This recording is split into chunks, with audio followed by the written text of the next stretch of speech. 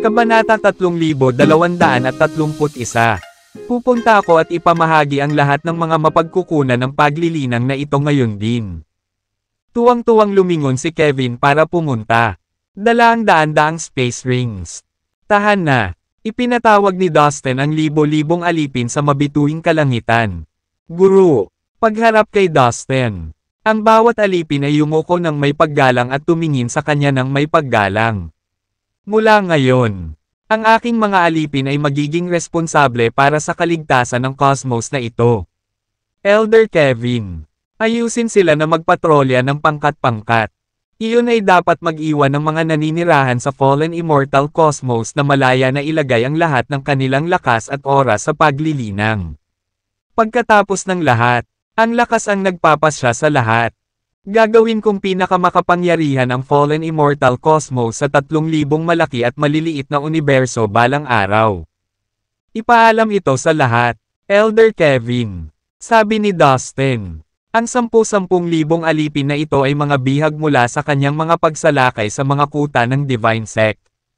Ang mga tunay na immortal ay ang pinakamahina sa kanila.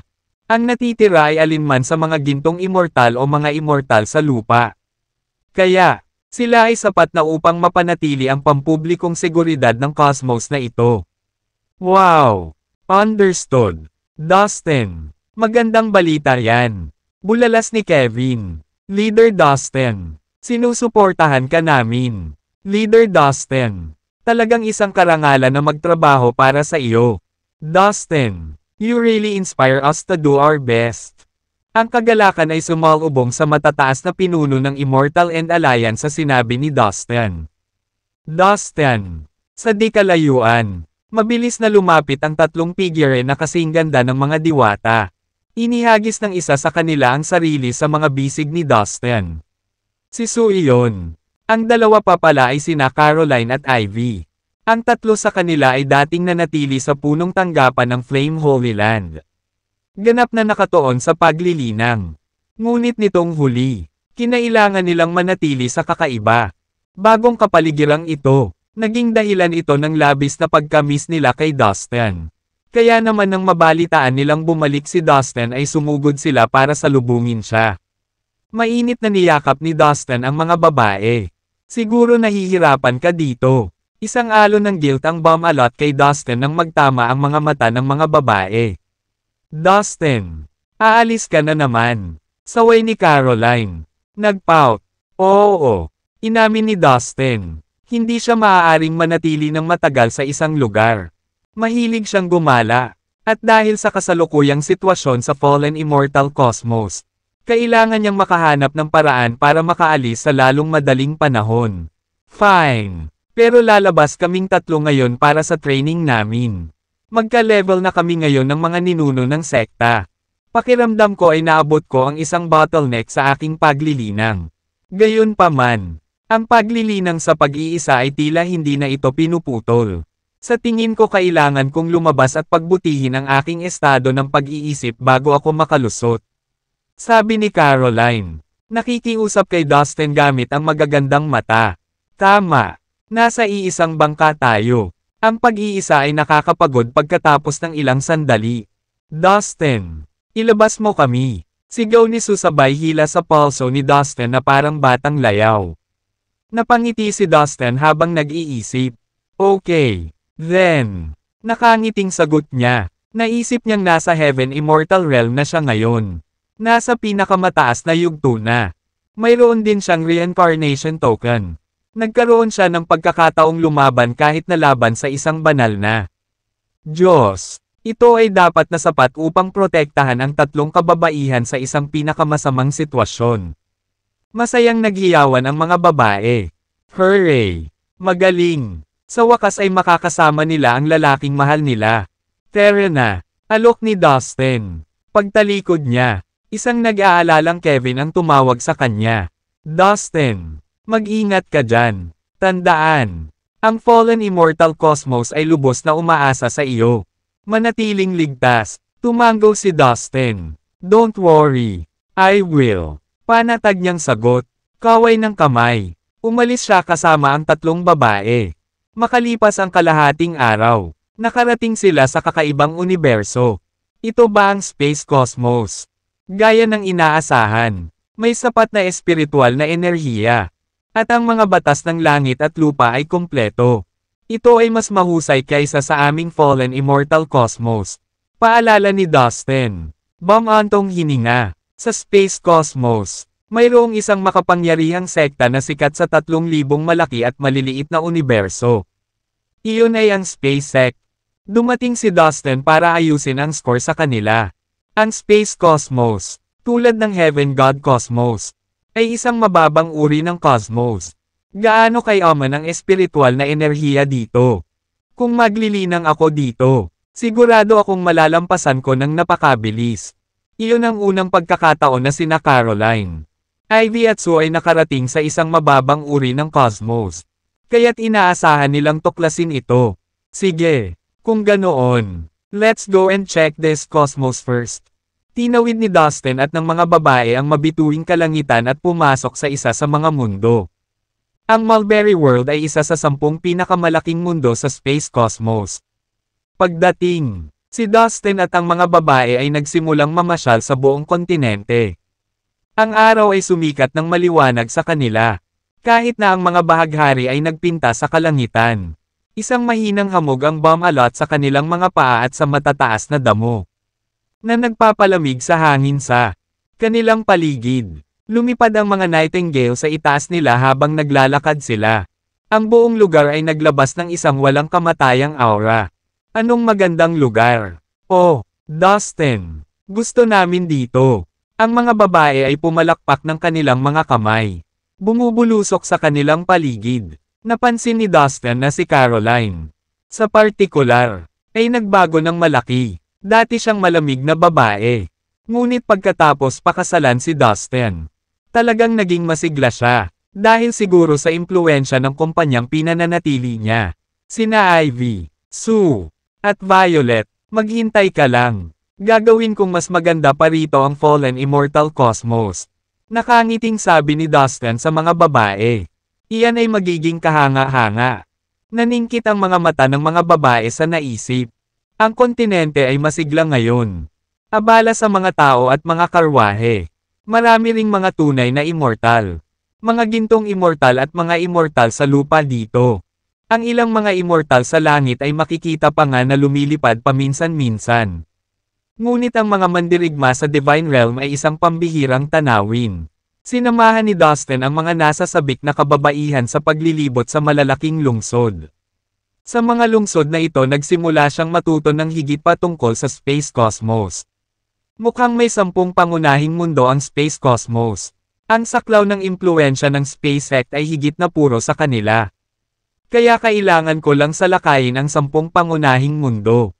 Hindi na kailangang pumunta sa bawat mundo. Napaisip si Dustin. Dahan-daang nagdesisyon. Habang patuloy na naglalakad ang kanilang grupo sa isa sa mga malalaking lungsod. Isang boses ang biglang umalangaw-ngaw.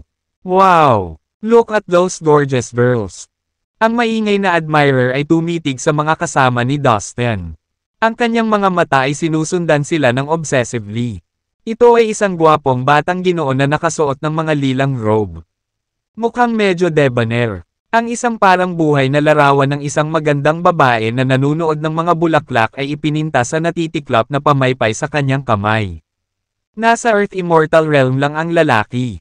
Ngunit lumibot siya sa mga kalye na nakataas ang ilong. Marahang iwinagayway ang pamaypay para palamigan ang sarili. Higit sa 10 alipin ang sumunod sa kanya. Na bumagsak ang kanilang mga sarili upang yakapin siya at yumuko sa kanya. Tama ka, sir. Napakaganda at kaakit-akit talaga ng 3 babaeng iyon. Well spotted, sir. Ang ganda-ganda nila. Tingnan mo na lang ang maselang figure nila. Ang kanilang mga kaakit-akit na kurba. Ang ganda ng mga mukha nila. Lalo na yung nakasuot ng royal style na damit. Napakaganda niya kaya niya kayang maakit ang kahit sinong lalaki. Mukhang kambal ang dalawa. Wow! Lahat sila ay nakamamanghang. Hay nako, sir! Mukhang ang swerte mo ngayon ah. Nagtipon-tipon ang mga katulong sa gwapong lalaki at tuwang-tuwa silang nag-Twitter. Oo, lahat sila ay bihirang kagandahan. Napatitig ang gwapong lalaki kina Caroline, Ivy at Sue sa di kalayuan. Pero biglang sumeryoso ang mukha niya. Ano ang ginagawa nila sa isang lalaki sa Golden Immortal Realm lang? Nagtaas ng kilay ang debonair na lalaki at nagpakunot ng labi sa direksyon ni Dustin. Matapos makapasok sa Space Cosmos, ginamit ni Dustin ang aura disguising skill upang baguhin ang kanyang hitsura at aura, na naging isang ordinaryong binata sa Golden Immortal Realm. Ang gwapong lalaki, syempre, ay hindi makita sa pamamagitan ng pagbabalat kayo at sa tunay na antas ng cultivation base ni Dustin. Nako! Huwag mo na siyang pansinin. Sir, madali lang natin siyang maalis. Saka mo na sa sarili mo ang 3 dilag. Walang babae sa Space Cosmos ang makakalaban sa ating young master. Nagtawanan ng malaswa ang mga katulong. Napangisi ang lalaking debonair dito. Tama, sakay na tayo. Isinara ng gwapong lalaki ang kanyang pamaypay at pinona si Dustin at ang 3 babae. Sa likod mo, sir. Sabi ng mga katulong, na nag-aagawan sa kanya. Sa oras na ito, isinasama ni Dustin ang 3 babae upang tamasahin ang mga tanawin ng kalye at pakiramdam ang lokal na kultura.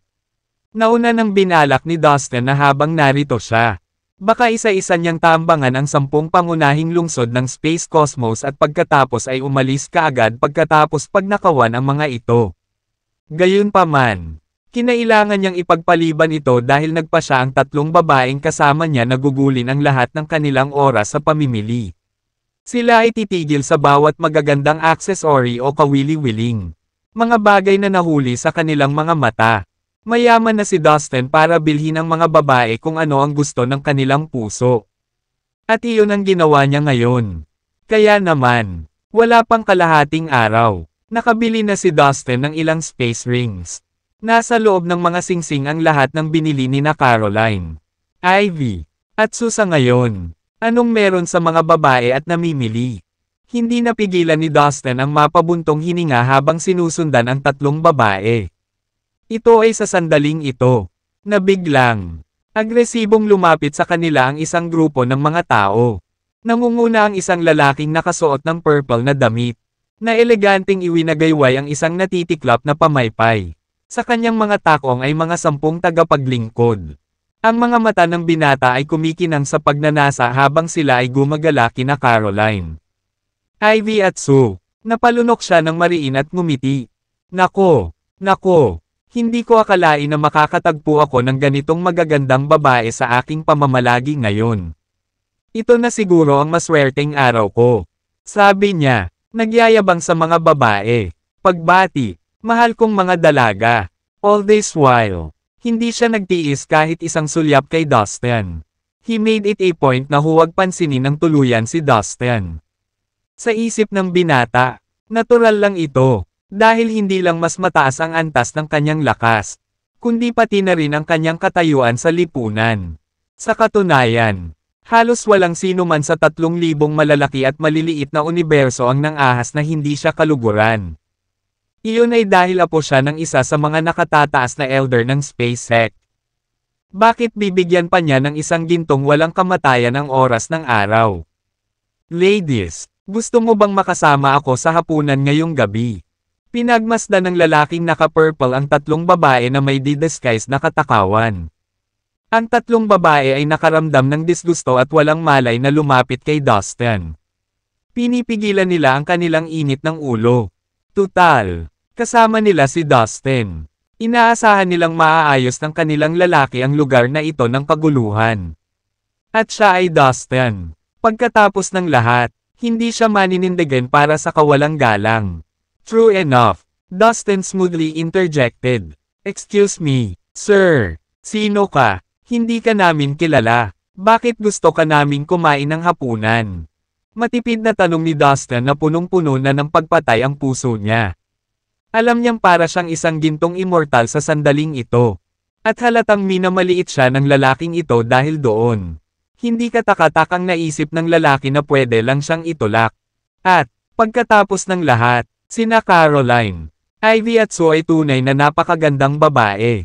Ang ibang mga lalaki ay natural na makaramdam ng inggit at sama ng loob sa isang lalaki sa Golden Immortal Realm na nakikipag-hangout sa kanila. Hoy! Sino ka ba sa tingin mo?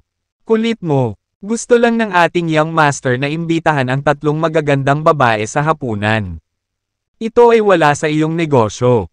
Hindi ka imbatado. Kaya bot out. Kung ayaw mong mamatay, magpakahirap ka. Scram. Lumayas ka. Talo ka. Kaagad. Nagsimulang sumigaw ang lahat ng mga katulong kay Dustin. No. Huwag kang masyadong bastos. Ako. Kung tutuusin. Isang taong may katwiran. Dapat tayong maging mabait. Lalo na sa presensya ng 3 anghel. Ay extend natin siya ng kaunting courtesy. Tinanong niya kung sino ako. So go on. Sabihin mo lang sa kanya.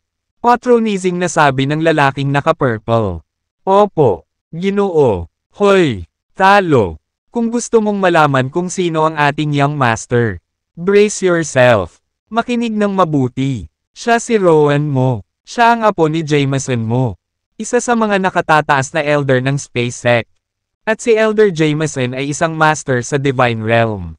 Malakas na sabi ng isa sa mga katulong. Sa mapang asar na tono.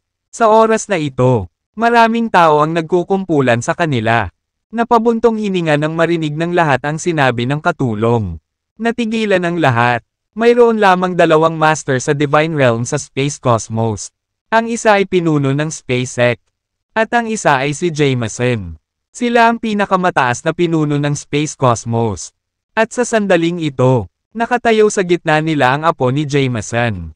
Parang panaginip na makita nila siya ng malapitan. Alam nila na siya ay nasa isang napakataas na katayuan. Hindi sila makapaniwala na nandito siya. Nabaling ang lahat kay Rowan. Ang mga tao ay napuno ng pagkamangha at pananabik. Welcome, Mr. Rowan. Ang mga tao sa karamihan ay biglang nagsimulang lumuhad at yumuko sa kanya. Hindi ko inaasahan na nandito ka. Mr. Rowan. Patawarin mo ako sa hindi ko pagkikita kanina.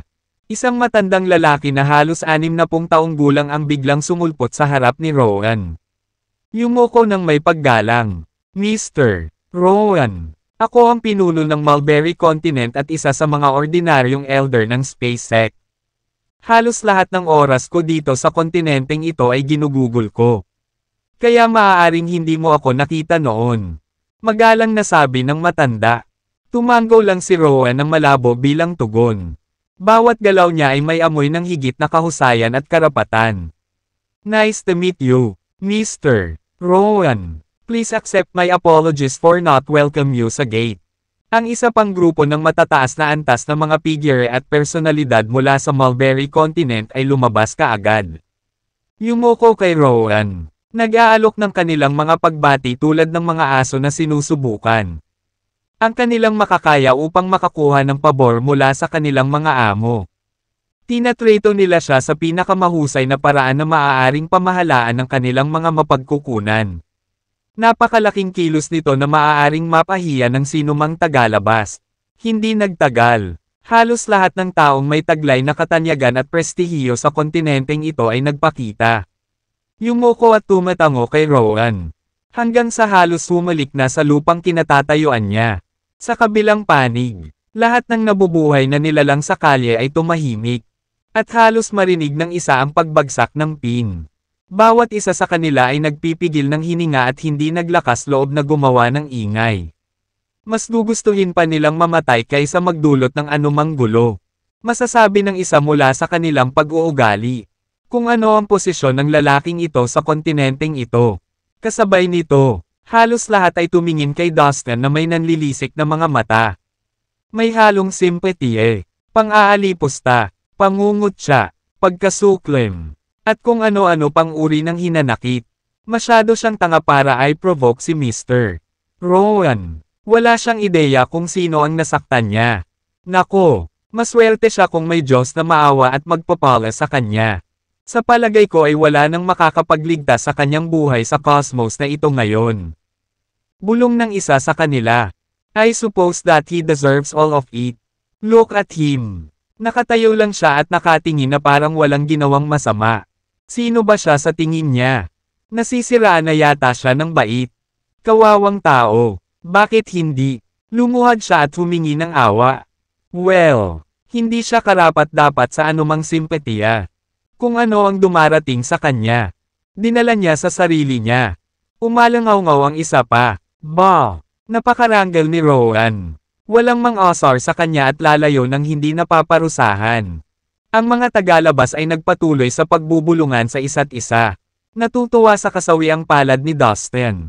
Na ikinakapit ang kanilang mga leeg upang makita kung ano ang mangyayari sa kanya. Gayunpaman, kahit sa simula pa lang, ang kinauukulan ay hindi nagpakita ng anumang senyales sa kanyang mukha na siya ay apektado. Kung titingnang mabuti, may pangungutya pa nga sa gilid ng kanyang bibig. Pati na rin ang paminsan-minsang pag-ikot ng mata. Damn it, hindi ko inaasahan na hahamakin ako ng ganoon kalaking grupo ng mga langgam sa buong buhay ko. Para sa sarili niya talaga ang pangungutya sa mukha niya. Samantala, nasiyahan si Rowan sa mga mata ng mga taong nakapaligid sa kanya. At sa sandaling ito, hindi niya pinalampas ang alinman sa mga komento na ginawa nila. Nagtaas baba pa siya. Malinaw na nasiyahan siya sa bawat papuri. Pambabala at paraan ng pagtrato sa kanya ng mga tao. Sa totoo lang, ang kanyang talento sa martial arts ay walang halagang banggitin. Ang dahilan kung bakit tumitingin ang mga tao sa kanya ay dahil apo siya ng isang kilalang at iginagalang na master ng Divine Realm. Sapat na iyon para sumakay siya sa mataas na kabayo saan man sa cosmos na ito. Sa totoo lang, nagtrabaho ito hindi lamang sa cosmos na ito, kundi pati na rin sa bawat solong mundo at cosmos. Nakikisama siya sa lahat, kahit saan siya magpunta. Ngunit ngayon, pinukaw siya ng isang walang ingat na gintong immortal. Ito ay ganap na hindi mapapatawad. Ang taong iyon ay dapat na baliw para magawa iyon. Sinamantala ng isang dosina ng kanyang mga tauhan na nakatayo sa tabi niya ang limelight. Kahit sa gilid, ipinagmamalaki nila ang kanilang mga dibdib. Nakakaramdam ng pagmamalaki at nakahihigit sa iba. Ngayon, alam mo na ba kung sino ako? Biglang tanong ni Rowan sa mapaglarong tono. He cast a glance at Dustin from the side of his eyes condescendingly. Anong pangalan mo? Saang sekta ka galing? Anong pangalan ng matanda mo? Ipaalam ka agad sa iyong mga nakatatanda na pumunta sa akin. Kung hindi nila gagawin, wala akong magagawa kundi lipulin ang lahat sa iyong pamilya. Alam na ng buong cosmos sa ngayon na may kabayaran para sa pagkakasala sa akin. Gayun din, hindi papahintulutan ng kontinenteng ito ang pagkakaroon ng anumang basurang tulad mo. Kung tungkol sa iyong sekta o angkan, hindi na kailangang umiral din. Naiintindihan mo ba iyon? Simpleng, bata. Ang pinuno ng Mulberry Continent ay nagduraan ng salita sa bawat salita. Nagngangalit ang kanyang mga ngipin ilang pulgada mula sa mukha ni Dustin. At ang kanyang mga mata ay nababato sa mata ni Dustin. Matalas na parang kutsilyo. Brat, nagsisi ka ba ngayon? Mayabang na tanong ng isa sa mga alipores ni Rowan. Are you so scared that it makes you want to pee? Haha, come on. Just let it go. Don't hold it in. It's okay to wet yourself. You're just a good-for-nothing gutter rat anyway, sigaw ng isa. Hindi lang umihi. Takot na takot pa yata ang basurang ito na madudumi sa pantalon. Lahat ng tauhan ni Rowan ay tumawa ng malakas na para bang si Dustin ang pinaka-nakakatawang biro na narinig nila. Anong ginagawa niyong tatlo dyan? Halika dito at ihulog mo ang sarili mo sa mga bisig ni Mr. Rowan. Gusto ba ninyong tatlo na mamatay kasama ng basurang ito? Sigaw ng isang alipores. Damn it, bakit nakatayo ka pa dyan? Kara, hilahin mo yung tatlong babaeng yan. Utos ng isa. Ang dalawa sa kanila ay nagmamayabang patungo kina Caroline, Ivy at Sue. Sinusubukang hawakan ang mga ito sa mga braso at hilahin sila palayo. Layuan mo ang mga babae ko. Ni hindi nga kayo karapat-dapat na makalanghap ng parehong hangin gaya nila. Pagkatapos ng mga salitang iyon, bigla silang sinampal ni Dustin, na may banayad na ngiti sa kanyang mukha, sa isang pares ng malulutong na kaluskos. Ang dalawang lalaki ay sumabog sa lugar, na bumubulusok sa dalawang ambon ng dugo na nakalutang palayo sa hangin. Sa sobrang bilis ay wala ni isa sa kanila ang nakakita sa nangyari. Nakanganga na lang silang tumingin sa dagwang hangin. Laking gulat nila nang huminto sa paggana ang utak nila. Walang inaasahan na maglalakas loob pa rin si Dustin na umatake. Yan ang mga tauhan ni Rowan na pinatay niya. Isa itong seryosong krimen at tiyak na hindi siya hahayaan ni Rowan na makatakas dito. Sapat na ba ang naging saya mo? Kung mayroon ka, tapusin natin ito at tawagan ito ng isang araw. Sa patay na katahimikan, biglang lumapit si Dustin kay Rowan na may mapaglarong ngiti. Anong gagawin niya? Wala na ba siya sa isip niya? Pinipilit na naman niya si Rowan. Aatake ba siya? Nagiging wild ang lahat na nanonood. Iniisip kung ano ang susunod na mangyayari. Tuluyan na silang natulala sa inasal ni Dustin. Gayunpaman, ayaw din nilang palampasin ang mga susunod na mangyayari. Bastos ka, ang mga magsasaka na dinala ni Rowan ay natauhan kaagad pagkatapos, isa-isa silang sumugod kay Dustin. Hindi na nagdalawang isip si Dustin at sinampal din ang bawat isa. Hindi man lang siya tumingin. Sa pagkakataong ito, mahigit 100 ulap ng dugo ang namumulaklak at lumutang sa hangin. Lahat ng lalaking sumama kay Rowan ay patay na. Hey there! I want to know what you're going to do with my women. Have dinner, drink all night. What makes you think that you're worthy enough to touch them? Sabi ni Dustin sabay ngiti. Sa susunod na sandali, tinawag ni Dustin ang libo-libong pulang mahahabang kwerdas na lumabas mula sa espiritual na puno sa kanyang soul sea. Sa isang nakakatakot na pagsabog ng liwanag, bumaril sila, patungo kay Rowan at walang katapusang tumusok sa kanyang soul sea. Mag-isa at walang magawa. Walang magawa si Rowan. Isa lamang siyang cultivator ng Earth Immortal Realm. Sa isang iglap, libo-libong puppet strings ang sumugod sa kanyang soul sea. Isang malaking takot ang kumontrol sa kanya ng malalim sa kanyang kamalayan at kalaunan. Ang kanyang kaluluwa, anong ginagawa mo sa akin? Ang lolo ko ay si Elder Jameson mula sa Space Sect. Isa siyang makapangyarihang master ng Divine Realm. Tigilan mo na. Iwan mo ako. Sigaw ni Rowan sa sandaling desperasyon. Gayunpaman, huli na. Ang kanyang espiritual na kaluluwa ay ganap na nababalot ng puppet strings. Kaagad, naging maamo at masunurin ang kanyang mga mata. Aking amo, magalang na tawag ni Rowan at lumuhad sa harapan ni Dustin. Hindi sapat ang pagtawag sa akin ng master. Pumunta ka at humingi ng tawad sa mga babaeng hindi mo iginalang. Malumanay na utos ni Dustin. Patawarin mo ako, mga binibini. Hindi ko dapat ginawa iyon. Parang ibang tao. Sumugod si Rowan sa 3 babae. Lumuhad sa lupa at patuloy na nakayuko habang sinasampal ang sarili sa mukha. Ngayon alam mo na hindi mo dapat kami tretuhin ng ganyan. Pang-asar ni Ivy. Haha, sobrang nakakatawa. Nagpalakpakan silang 3 at nagtawanan. Natuwa at naaaliw sa mga nangyayari sa harapan nila. Para sa mga tagalabas, ito ay sobrang kakaiba at kahit na napakasakit panoorin. Nablangko ang isip ng lahat at hindi sila makapag-isip. Well, huwag mo nang sayangin pa ang oras ko. Lumabas at lumaban. Bawat isa sa inyo, sa isang malakas na dagandong. Hinamon at tinawag ni Dustin ang isang malaking bilang ng mga alipin. This is robbery. Ngayon makipagtulungan. Sinimulan ni Rolly na sirain at dambungin ang buong kontinente kasama ang isang kawan ng mga immortal na langit. Sino ka? Anong ginagawa mo? Stop! Stop now! Sigaw ng pinuno ng kontinente. Isa rin siyang langit na walang kamatayan at ngayon ay kapwa nahihiya at galit. Shut up! Wala kang magagawa. Ipinagpatuloy ni Rolly ang pagnanakaw. Kasama ang ilang iba pang mga immortal sa langit. Kinokontrol nila ang pinuno sa ilang mga galaw. At direkta nila itong pinasuko bilang isang alipin na may mga papat. Strings. Hindi nagtagal. Nakiisa rin ang pinuno sa iba pang mga alipin sa paghalughog sa parehong kontinente na dapat niyang pamunuan at protektahan. Wala pang 2 oras. Ang lahat ng mga sekta at angkan sa kontinente ay nabura ng walang natira. Ang isang malaking bilang ng mga tunay na immortal. Mga gintong immortal. Mga immortal sa lupa at ilang mga immortal sa langit ay kinuha lahat bilang mga alipin. Well, not bad. Marami akong naipon ngayon. Satisfaction na tumango si Dustin nang tingnan niya kung ano ang nakuha nila. Sa pamamagitan ng isang kaway ng kanyang kamay. Tumakbo siya palayo kasama ang lahat ng mga alipin sa likuran niya. Sa susunod na araw, nagawa na ni Dustin at ng kanyang mga alipin na nakawan ang 5 pangunahing mundo.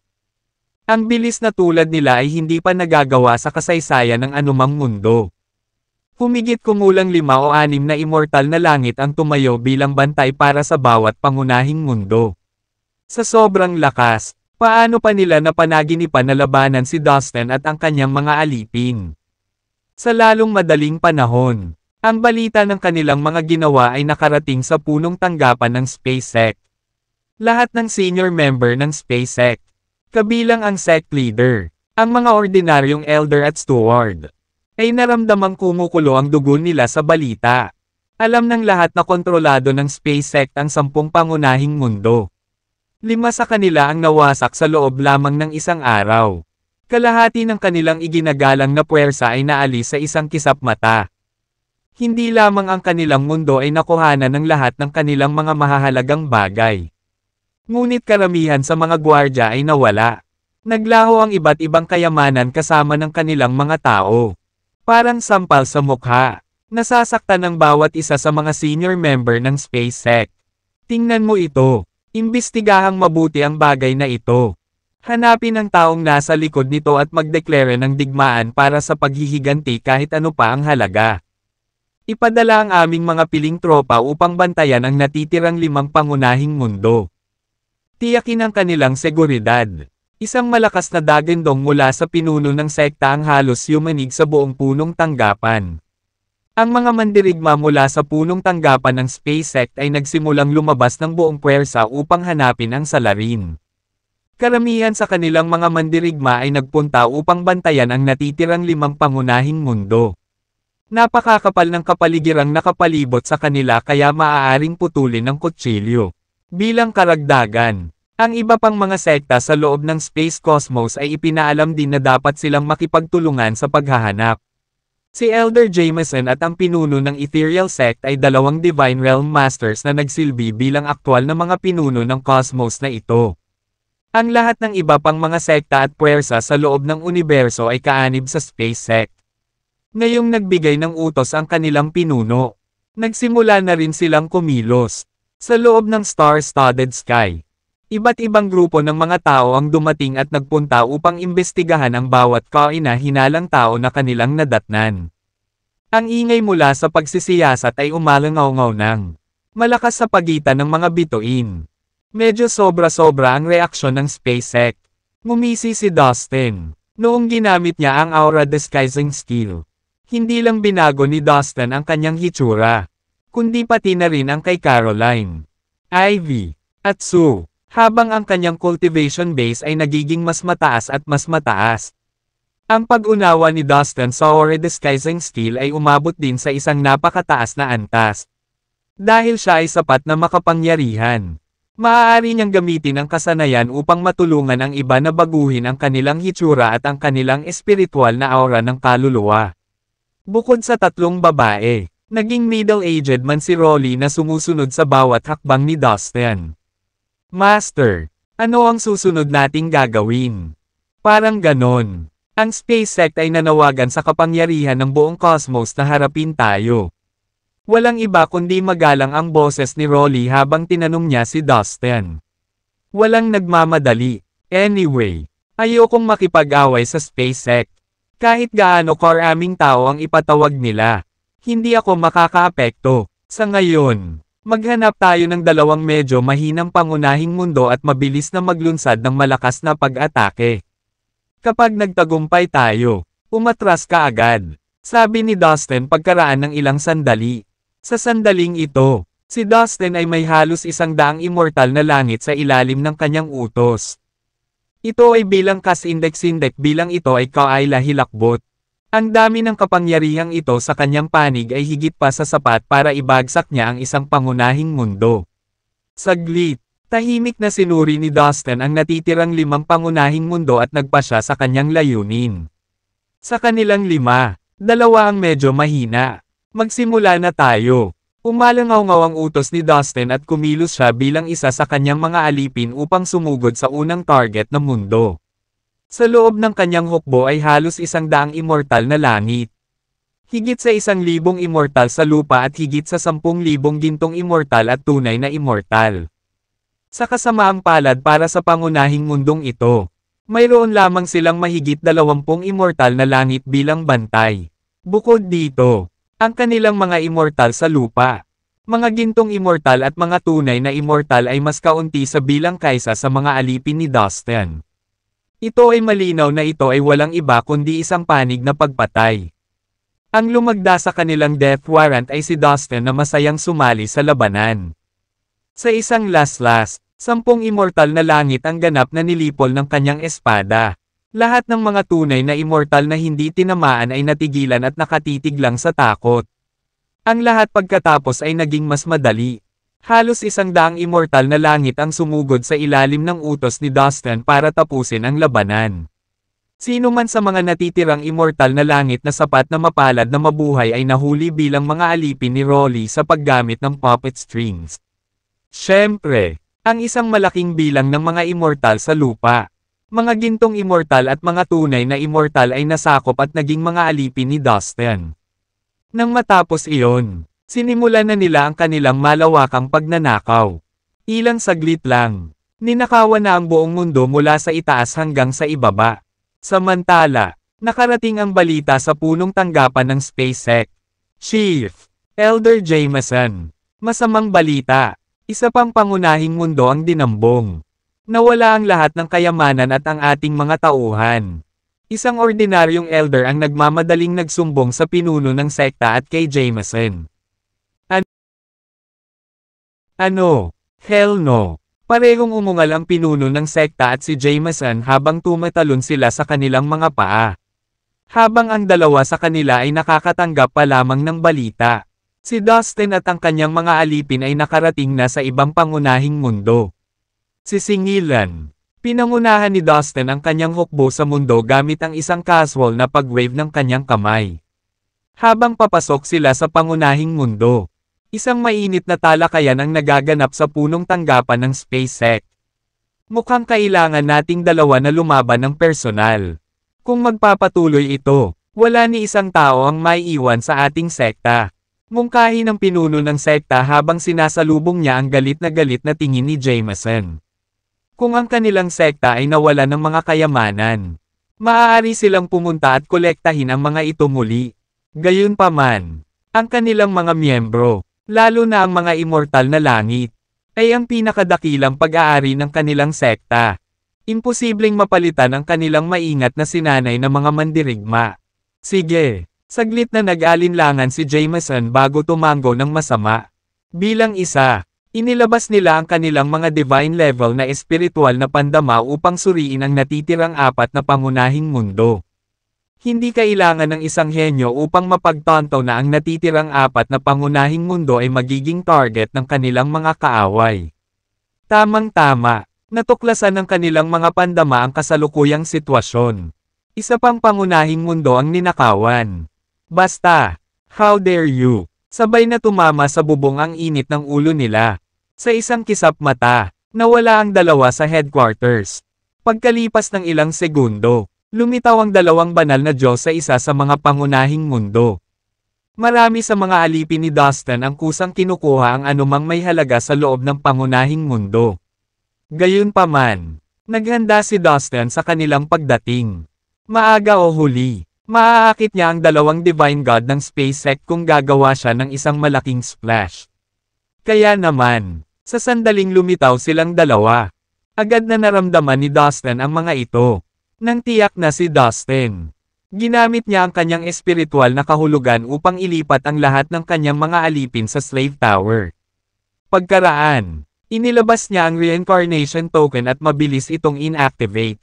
Go to hell, brat! Isang nakakatakot na aura ang bomb-alot kay Dustin nang sabay na inabot ng sect leader at Jameson ang kanilang mga kamay. Gayunpaman, ang reincarnation token ay na-activate na at si Dustin ay nawala sa isang iglap. Bastos, tanging ang mga dagandong ng dalawang banal na Diyos ang naiwan na umaalingaw-ngaw sa ngayon ay walang laman na mundo. Sa palagay ko ay wala akong pagkakataong manloob ang iba pang pangunahing mundo dahil dumating na ang dalawang makapangyarihang mandirigma sa Divine Realm. Balik na lang tayo. Naglabas si Dustin ng malaking bilang ng mga spatial crystal para masipsip ng reincarnation token. Habang ginagawa niya iyon, ibinalik siya ng token sa inabando ng cosmos. Nang makita ni Kevin lahat ng dala ni Dustin ay laking gulat niya. Dustin, saan ka nakakuha ng napakaraming cultivation resources? Medyo matagal bago bumalik sa katinoan si Kevin. Hindi niya napigilan ang excitement. Master Kevin, ito ang aming mga pagnakawan. Sagot ni Sue bago pa makapagsalita si Dustin. Lutz, ulit ni Kevin na naguguluhan. Oo, pumunta kami para pagnakawan ang SpaceX.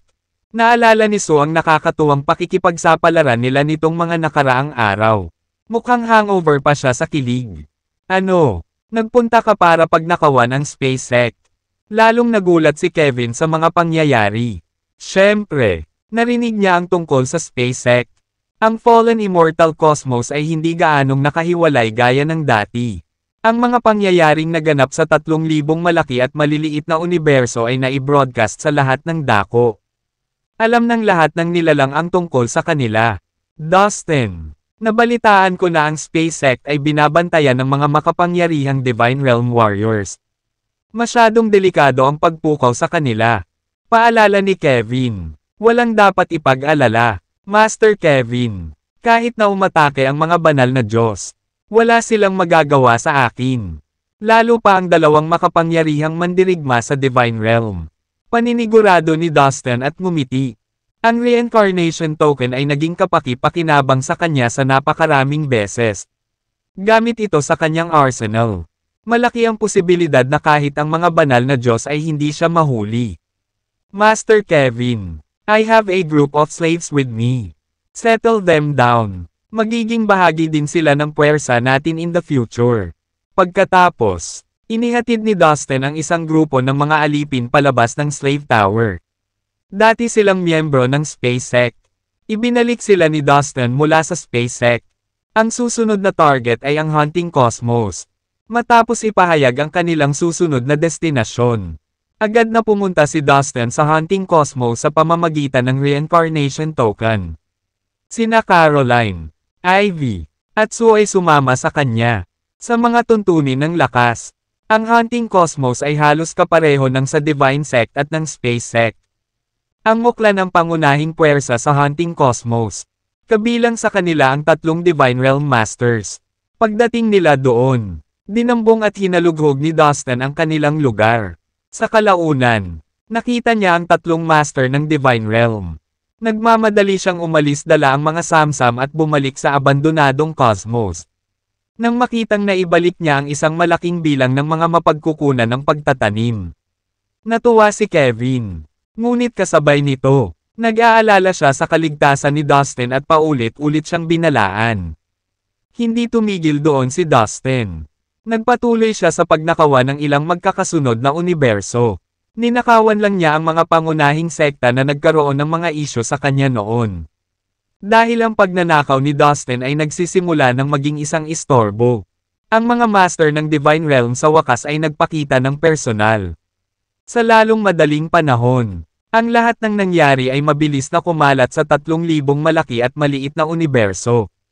May isang misteryosong binata na namuno sa isang grupo ng mga immortal sa langit na manloob sa lahat ng dako. Nilalayo nila ang mga muog ng makapangyarihang mga sekta. Higit pa rito, ang lahat ng mga sekta na na-target ay dumanas ng matinding pagkalugi. Ang ilan sa mga pangunahing sekta na ito ay pinutol sa kalahati ang kanilang mga miyembro. Ang misteryosong lalaking nanakawan sa mga sekta na ito ay napakatuso kaya kahit ang mga master ng Divine Realm ay hindi siya mapigilan. Kumalat ang balita at nagdulot ng hindi maisip na malaking sensasyon. Maraming mga sekta ang nagsimulang maging balisa kung sila ang susunod na biktima. Ang mga sekta sa 3,000 malaki at maliliit na universo ay nagpalakas ng kanilang mga puwersang nagtatanggol laban sa kanilang mga moog. Habang ginagawa nila iyon, napaisip din sila kung sino ang misteryosong lalaki na ito. Marami na siyang ginawang pagnanakaw. Maaari lamang magtaka kung gaano siya kalakas. Kung sino man ang taong ito.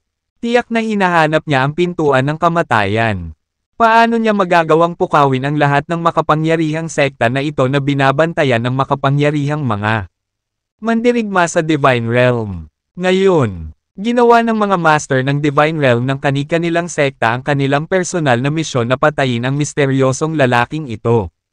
Dahil sa kanyang napakalaking kapangyarihan, ang ilang mga tao ay nag-isip na ang taong ito ay dapat na nagmula sa isang kilalang pamilya. Kung hindi, paano siya magkakaroon ng malaking bilang ng mga immortal na langit upang magtrabaho para sa kanya? Ginamit pa ng ilang tao ang kanilang imahinasyon at nahulaan na ang misteryosong tao ay maaaring magmula sa isang magulong sinaunang kaharian sa dagat ng Chaos.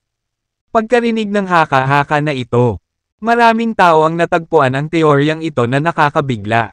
Kung ang misteryosong lalaking iyon ay nagmula sa isang tiyak na magulong sinaunang kaharian sa Sea of Chaos, kung gayon ang mga bagay ay magiging komplikado. Tama. Kapag nasangkot ang isang magulong sinaunang kaharian, may pagkakataon na ang mga makapangyarihang mandirigma na ito sa Divine Realm ay tumigil sa kanilang imbestigasyon. Ang mga mandirigma sa Divine Realm ay ang pinakamalakas sa 3,000 malaki at maliliit na universo. Gayunpaman, narinig ko na sa magulong sinaunang kaharian, may mga makapangyarihang puwersa na binabantayan ng mga banal na Diyos. Naintriga sa buong pagkabigo na dinala ni Dustin. Ibinahagi ng mga tao ang kanilang mga haka-haka sa kanilang sarili. Sa panahong ito, sa paglitaw ng mga banal na Diyos ng sunod-sunod, ang mga nilalang ng 3,000 malaki at maliliit na universo ay naging higit na may kaalaman nang sila ay nakipag-ugnayan sa mga nakatataas na banal na Diyos. Ang dagat ng Chaos ay isa lamang sa maraming bagay na natutunan nila mula sa mga banal na Diyos. Mula sa kanila, nabalitaan din nila ang tungkol sa magulong sinaunang kaharian, ang mga nakahiwalay na alien, space, at higit pa, sa madaling salita, sa pamamagitan ng kanilang pakikipag-ugnayan sa mga banal na Diyos. Marami silang natutunan tungkol sa dagat ng Chaos. Pagkatapos ng lahat, ang 3,000 malaki at maliit na universo ay bahagi lamang ng dagat ng Chaos. Ang dagat ng Chaos ay walang hangganan.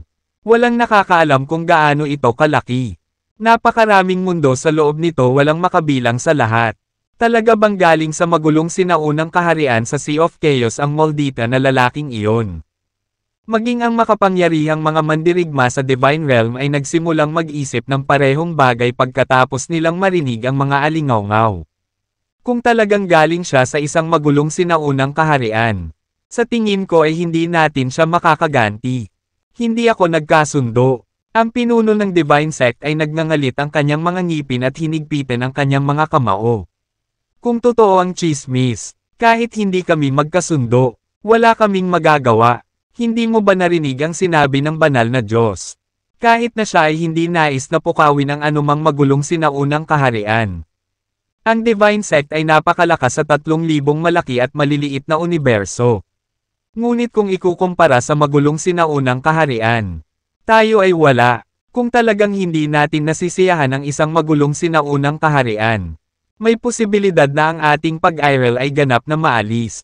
Si Elder Michelle, isa pang makapangyarihang mandirigma sa Divine Realm, ay umiling at bumantong hininga na may seryosong ekspresyon sa kanyang mukha. Nang marinig ito, ang pinuno ng Divine Sect ay tumahimik sandali, at ang kanyang mukha ay nagdilim. Ang lahat ng iba pang mga sekta na dati nang hinalughog ng misteryosong lalaking ito ay may parehong iniisip sa kanilang mga ulo. Lahat sila ay nagtaka kung ang kakaibang lalaking iyon ay nagmula ba sa ilang magulong sinaunang kaharian. Isang misteryosong lalaki mula sa ilang magulong sinaunang kaharian. Nagtaas ng kilay si Dustin. Natutuwa siya na ganito ang tingin sa kanya ng mga tao. Hindi inaasahan ni Dustin ang ganitong reaksyon ng mga tao. Akala nilang lahat ay galing siya sa isang sinaunang kaharian sa Sea of Chaos. Haha, ang mga lalaking ito ay mapanlikha. Ngunit ito ay para sa pinakamahusay. Sa ganitong paraan, walang maglalakas loob at mang-istorbo sa akin sandali. Natawa si Dustin at gumaan ang pakiramdam sa ideya. Sa mga sumunod na araw, nalaman ni Dustin na ang mga master sa Divine Realm mula sa 3,000 malaki at maliliit na universo ay nagsanib kamay upang hanapin siya. Ang kanilang mga aksyon ay nakakuha ng atensyon ng ilang mga banal na Diyos. Ito ang nag-udyok sa mga banal na Diyos na tanungin kung sino ang kanilang hinahanap. Si Dustin ay nanatiling mababang susi at iniwasan ang anumang atensyon sa kanyang sarili ngayong kasangkot ang mga banal na Diyos. Ang mga banal na Diyos ay may pinakamataas na kapangyarihan at walang limitasyong mga mapagkukunan. Walang hindi nila magawa. Kapag nahanap nila ako, mahihirapan ako, sabi niya sa sarili. Dahil dito, pagkatapos niyang dambungin ang tungkol sa 8 nangungunang sekta, nagpasya si Dustin na mas ligtas para sa kanya na manatiling hindi nakikita at magsaka na lamang pansamantala. Gamit ang Reincarnation Token, mabilis niyang narating ang desyerto na cosmos. Doon siya tumira at nagtanim. Pumunta siya sa isang lihim na silid. At nagsimulang magsanay ng Divine Concentration Method. Para matulungan siyang matuto ng mga bagong kasanayan sa espada. Pinino rin niya ang modelo ng Sword Kingdom sa kanyang Soul Sea. Ang modelo ng Sword Kingdom ay ginawa mula sa panghabang buhay na asensya ng swordsmanship ng Sword Emperor. Ito ay dumating sa madaling gamiting ilang beses sa nakaraan at mahalaga kay Dustin. Habang nakatuon siya sa pagsasanay ng paraan ng konsentrasyon, gumawa siya ng mahusay na pag-unlad at nakakuha ng higit pang mga diskarte.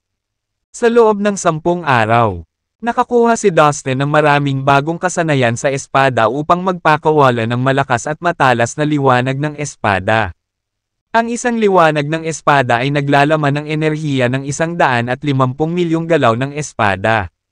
Wow! Ang galing! Bulalas ni Dustin nang maramdaman niya ang kapangyarihan at potensyal ng kanyang welga. Naisip niya ang kanyang sarili na pumatay ng 12 ng mga master sa Heaven Immortal Realm sa isang suntok. Samantala, sa labas lamang ng Fallen Immortal Cosmos, isang nakakatalim na tunog ang narinig sa buong lugar. Ang lupa ay bumulwak at kumbulsyon ng malakas. Boom!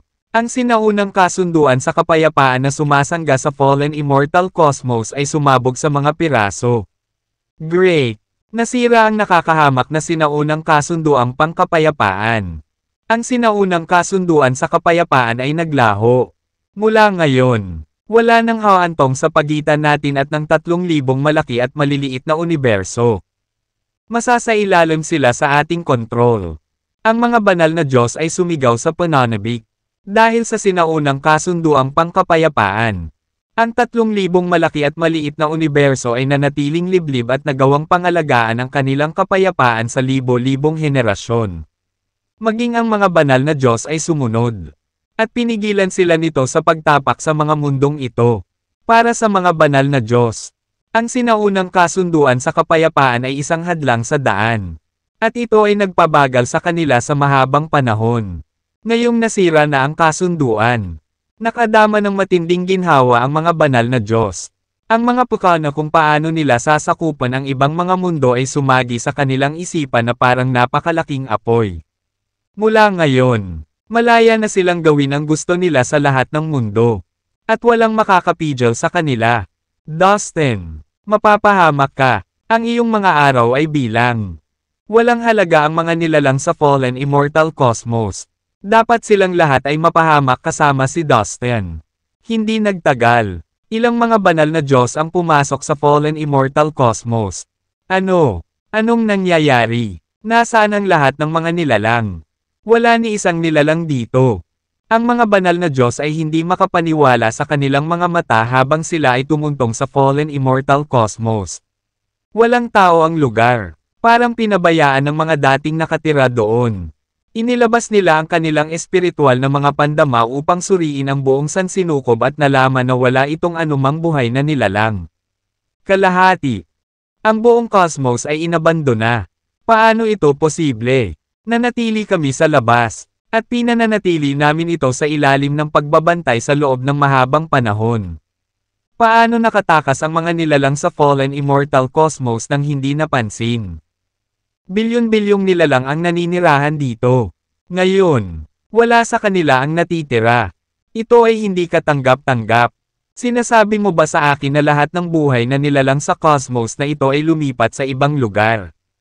Imposible iyon. Paano nila nagawa iyon? Kahit ang mga banal na Diyos na tulad natin ay hindi magagawa iyon. Ito ay hindi maabot. May nangyayari dito. At malalaman ko ang tungkol dito. Ang mga banal na Diyos ay nawala ng balanse at ito ay nagpagalit sa kanila. Hindi nila maisip kung paano mawawala ang 1 bilyong populasyon ng mga nilalang na humihinga ng walang bakas. Ito ay hindi magkaroon ng anumang kahulugan sa lahat. Posible bang si Dustin ang nasa likod ng lahat ng ito? Malamang. Kasali dito si Dustin. Kung tutuusin, bumalik na siya sa fallen immortal cosmos mula sa Divine Beings World. Tama ka. Dapat si Brat na naman yan. Mayroon siyang kamangha-manghang magic treasure na tumulong sa kanya upang magawa ang lahat ng ito. Marahil ay ginamit niya ang magulong magic treasure. Ang mga banal na Diyos ay nagpahayag ng kanilang mga iniisip. Ilang mga divine god ang umalis sa fallen immortal cosmos dahil ang isang walang laman na universo ay hindi umapila sa kanila. Karamihan sa kanila ay nagpakawala ng kanilang galit at pagkadismaya sa pamamagitan ng pagsira sa mga gusali at lahat ng bagay sa kanilang paligid. Ang fallen immortal cosmos ay sinalanta ng pagkawasak at pagkawasak. Samantala, sa abandonadong cosmos, Dustin, parang nasira ang Ancient Peace Agreement. Habang nagtatrabaho sa swordsmanship, nakatanggap si Dustin ng mensahe mula kay Peterson. Tumigil si Dustin sa pagsasanay at agad na lumabas ng secret room. Naghihintay sina Peterson at Hare sa labas ng secret room. Mula nang dumating sila sa abandonadong cosmos, ang dalawang matanda ay naglilinang sa pag-iisa. Anong nangyari? Tanong ni Dustin sa dalawang matanda. Bago tayo umalis sa fallen immortal cosmos, bawat isa sa atin ay nag-iwan ng markang espiritual na kaluluwa. Dapat itong bigyan ng babala kung ang mga tagalabas ay papasok sa fallen immortal cosmos. Kung nangyari iyon, ang mga marka ng ating espiritual na kaluluwa ay automatikong sesabog. Kakatanggap lang yata ng signal. Ngayon lang, sumabog ang mga marka ng ating espiritual na kaluluwa. Ipinaliwanag ni Peterson. Tumango si Hare para kumpirmahin ang sinabi niya. Pareho silang ipinanganak noong sinaunang panahon. Kahit ngayon, gumamit pa rin sila ng mga luma at mahiwagang pamamaraan upang madama ang mga bagay mula sa malayo. Nakita ko, nagdilim ang mukha ni Dustin sa balita. Bumalik tayo at tingnan natin. Nagpatuloy siya. Ano, nasisiraan ka na ba? Peterson at Hare exclaimed sa koro. Pareho silang natigilan sa proposal ni Dustin. Dustin, marahil ang mga banal na Diyos ay nakapasok sa fallen immortal cosmos. Kung babalik tayo, papatayin nila tayo. Masyadong mapanganib iyon. At saka, hindi natin maibabalik ang Ancient Peace Agreement kahit bumalik tayo. Sabi ni Hare, huwag kang mag-alala, hindi kita guguluhin. I just need to see the situation myself. Tapos aalis na kami agad. Kahit na ang mga banal na Diyos ay walang magawa sa atin. Tiniyak ni Dustin sa mga matatanda. Sige. Sa wakas ay sumang-ayon sina Peterson at Hare. Pagkatapos ay kumuha si Dustin ng maraming special na kristal at ginamit ang mga ito para i-activate ang reincarnation token. Pagkatapos nitong masipsip ng sapat na special na kristal, dinala ng reincarnation token si Dustin sa kawalan at dinala siya sa fallen immortal cosmos. Si Peterson at Hare ay nanatili sa slave tower. Maya-maya, dumating na si Dustin sa fallen immortal cosmos. Nag-hover siya sa labas at pinagmasdan ang labas nito. Lumabas din sina Peterson at Hare sa slave tower. Habang lumilingon silang tatlo, nakakita sila ng mga itim na butas kung saan-saan at ang mga labi ng mga mundo at mga nahulog na bituin ay lumutang sa ibabaw. Galit na galit si Dustin. Pagbabayaran ko sila sa ginawa nila, he said through clenched teeth. Pulang-pula ang mukha niya sa galit. At namamaga ang mga ugat niya habang pinipigilan ang galit. Ang sinaunang kasunduan sa kapayapaan ay sa wakas ay hindi na ginagamit. Mula ngayon, ang 3,000 malaki at maliliit na universo ay magugulo. Ituturing ng ilang ambisyosong banal na Diyos ang mga universo tulad ng kanilang mga amusement park. Nag-aalalang bumantong hininga si Peterson. Malapit nang magulo ang mga universo. Tumango si Hare bilang pagsang-ayon. Dustin, sa wakas nakabalik ka na. Halika dito. Biglang umalangaw-ngaw ang isang sonic boom sa mabituing kalangitan. Pagkatapos, lumitaw ang isang malaking figure. Naglabas ito ng aura na nagpang-inig ng husto sa buong fallen immortal cosmos. Isa itong banal na Diyos. Nahanap na niya tayo. Kinakabahang sabi ni Dustin. Hindi tayo tugma sa kanya. Ang mga mukha ni Peterson at Hare ay nagbago ng husto. Dustin, hindi ka makakatakas this time. Haha, you brat, how dare you defy us? Ngayon, tuturuan ka namin ng leksyon. Sa tingin mo napakatuso mo ha. Patayin natin siya ngayon. Huwag mo na siyang hahayaang makatakas ulit. Halos kasabay nito. Isa-isang dumating ang mga dambuhalang figure sa fallen immortal cosmos. Bawat isa sa kanila ay isang banal na Diyos. 12 ng mga ito ay pinandilatan ng galit si Dustin. Dustin, ikaw ay isang batang junior. Ngunit ginagawa mo ang napakaraming banal na Diyos na magtipon dito. Dapat talaga ipagmalaki mo ang sarili mo. Gayunpaman, malapit ka nang mamatay dito. Aaminin ko na isa ka talagang napakatalino na binata. Sa kasamaang palad, mali ang napili mo. Ang ganitong ignorante na henyo ay malamang na mamatay ng bata pa. Maaaring ikaw ay isang henyo. Ngunit ikaw ay isang tanga. Ang mga banal na Diyos ay may mapaglarong hitsura sa kanilang mga mukha habang nakatitig sila kina Dustin, Peterson, at Hare. Mukhang galit na galit ang mga divine god na ito. Malinaw na hinihintay nila dito si Dustin. Nagdilim ang mga mukha ni Peterson at Hare. Dustin, ang mga banal na Diyos na ito ay masyadong makapangyarihan. Hindi tayo kalaban para sa kanila. Nag-aalalang sabi ni Hare. Alam din ni Dustin na maaaring hindi sila manalo laban sa 12 ng mga Diyos na iyon. Nang lumitaw ang unang divine god, kinuha niya ang reincarnation token at gumamit ng maraming special crystals para i-activate ito. Sa mga araw na ito, ninakawan niya ang daan-daang kuta ng ilang malalaking sekta, at nakakuha ng malaking halaga ng mga special na kristal. Kaya, mayroon siyang sapat na special crystals. Matapos ma-activate ang reincarnation token, agad nitong na-absorb ang enerhiya ng mga special crystal na iyon. Ito ay isang magulong magic treasure. Agad na napansin ng lahat ng mga banal na Diyos ang reincarnation token sa kamay ni Dustin. At ang antas nito ay napakataas. Ito ay dapat na isang napakabihirang magic treasure. Habang naramdaman ng mga banal na Diyos ang aura ng reincarnation token, kumikinang ang kanilang mga mata sa pananabik. Hindi na kailangang sabihin. Ang kanilang espiritual na mga pandama ay makapangyarihan. Hindi maitago ni Dustin ang kapangyarihan nito nang gamitin niya ang reincarnation token sa harap nila. Ang swerte ko ngayon. Akin ang magic treasure na iyon. Huwag mo akong awayin dyan. Dustin, kung ayaw mong mamatay, ibigay mo agad ang magic treasure na yan. Umungal ang isang banal na Diyos. Walang pag-aalinlangan. Iniunat niya ang kamay para hawakan si Dustin. Isang napakalaking puwersa ang biglang dumating patungo kay Dustin. Hindi pwede. Ipaglaban natin ang magic treasure na iyon. Ang ibang mga banal na Diyos ay hindi sumuko. Boom! Boom! Boom! Agad na sumugod ang 12 ng malalaking kamay na may malalakas na aura para sunggaban si Dustin. Nakaramdam ng takot si Dustin. At nahihirapan siyang gumalaw ng 1 pulgada. Namutla ang mga mukha ni Peterson at Hare. Dustin, pipigilan natin sila. Dapat gumawa ka agad ng paraan para makatakas. Sigaw ni Peterson. Anong pinagsasabi mo? Hindi ko kayo iiwan. Sabay na tayo. Sagot ni Dustin. Dustin, avatar lang tayong dalawa. Kung mamamatay tayo dito, hindi mahalaga. Pero iba ka. Nandito na ang tunay mong katawan. Kailangan mong tumakas sa sandaling ito. Biglang sabi ni Hare. Sabay na humakbang sina Peterson at Hare. At ang dalawang nakakatakot na pagbabago-bago ng enerhiya ay agad na yumanig sa langit at lupa. Boom! Boom! Boom! Ang dalawa sa kanila ay naglunsad ng magkasabay na pag-atake ng buong lakas. Sa isang iglap, lahat ng higanteng kamay na lumalapit kay Dustin ay pilit na napaatras. Ano?